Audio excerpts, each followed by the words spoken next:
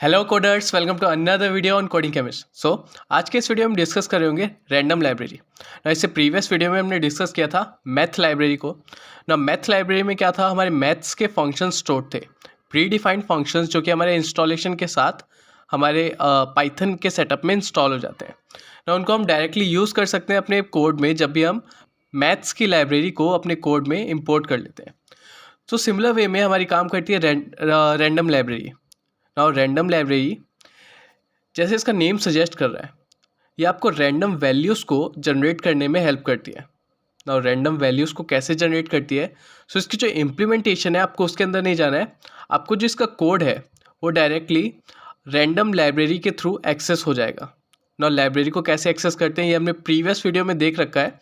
हमें simply mention करना होगा लाइब्रेरी का name with the keyword import. Okay, so इस वीडियो में हम क्या कर रहे होंगे, introduction to random library. Okay,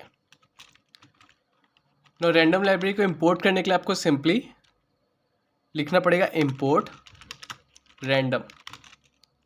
no जो रैंडम लाइब्रेरी है उसका जो नेम है वो रैंडम नेम से सेव है, दैट मीन्स random.py। इसकी जो फाइल है वो आपको पाइथन के इंस्टॉलेशन साइट पे मिल जाएगी ना। इंपोर्ट रैंडम ना, प्रीवियस वीडियो में हमने एक और चीज़ डिस्कस की थी जो कि एलियास ना। एलियास हम क्यों यूज़ करते हैं, बिकॉज हमें बार बार जब भी हम रैंडम लाइब्रेरी के फंक्शंस को कॉल करेंगे सो हमें रैंडम नेम को, दैट मीन्स इसके जो कीवर्ड नेम है उसे मेंशन करना पड़ेगा हर टाइम उसके फंक्शन को कॉल करने के लिए।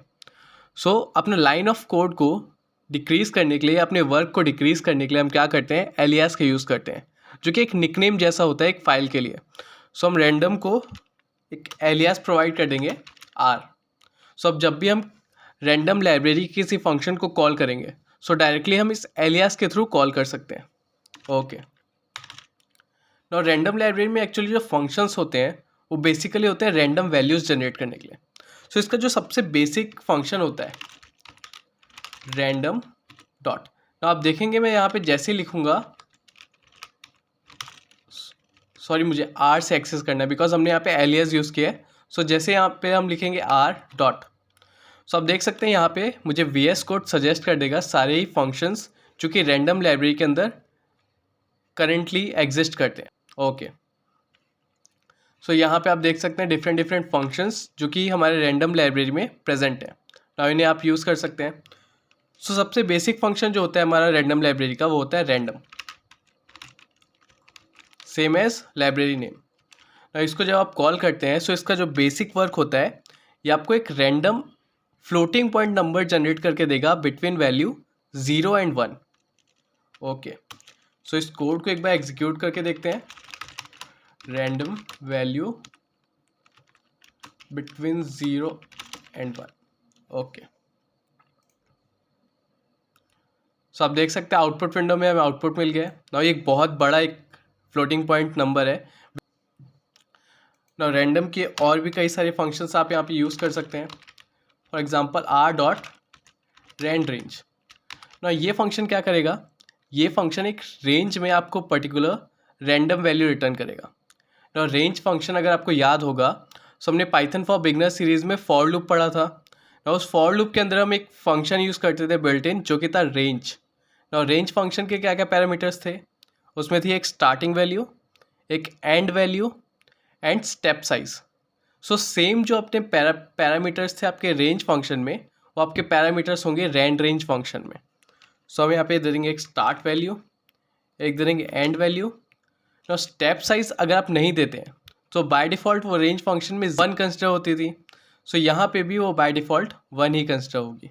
ओके, सो हम बाय डिफ़ॉल्ट 1 ले लेंगे ना। अब हम अगर इस कोड को एग्जीक्यूट करेंगे सो आपको जो सेकेंड फंक्शन है वो आउटपुट कर रहा होगा एक रैंडम वैल्यू बिटवीन 1 and 5। सो आप देख सकते हैं यहाँ पे एक रैंडम वैल्यू आ गई है 2 ना। इससे प्रीवियस अगर आप देखेंगे ना, इससे प्रीवियस हमने जब इस कोड को एग्जीक्यूट किया था सो 0 and 1 के बीच आपको जो रैंडम वैल्यू मिली थी due to the function R dot random, वो नेक्स्ट जब हमने कॉल किया दोबारा सेम कोड को सो वो चेंज हो गई है।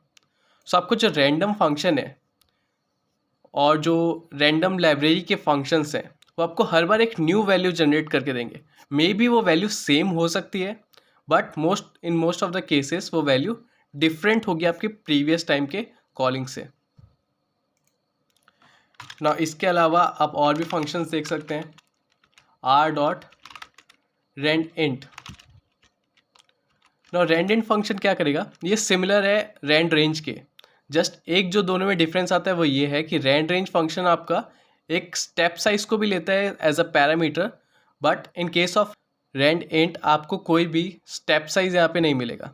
दैट मीन्स अगर आप एक स्टार्टिंग और एक एंडिंग वैल्यू प्रोवाइड करते हैं, सो वो उन्हीं में से आपको रैंडम वैल्यू बताएगा।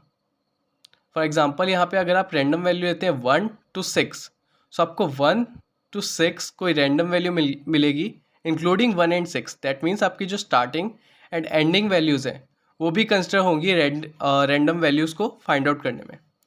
ओके 1 6, सो यहाँ पे हमें आउटपुट मिल रहा है 5। दैट मीन्स जो 1 to 6 के बीच में 5 आ रहा है, सो एक random value. Now next time जब आप इस सेम कोड को एग्जीक्यूट करेंगे, सो आपकी वैल्यू हो सकता है चेंज हो जाए या फिर सेम रहे।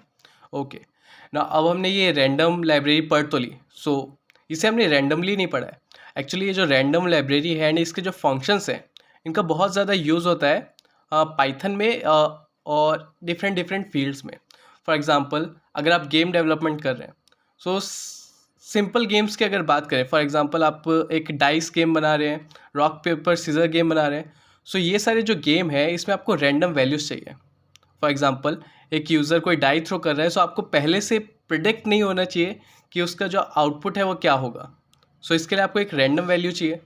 सो वो रैंडम वैल्यू आप कैसे जनरेट करेंगे, using random functions of random library.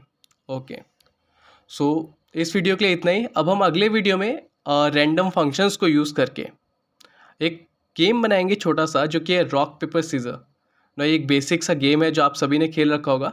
इस गेम को हम ट्राई करेंगे बनाने का using random functions of random library. Okay, so that's all for this video. अब हम मिलेंगे अपने अगले वीडियो में।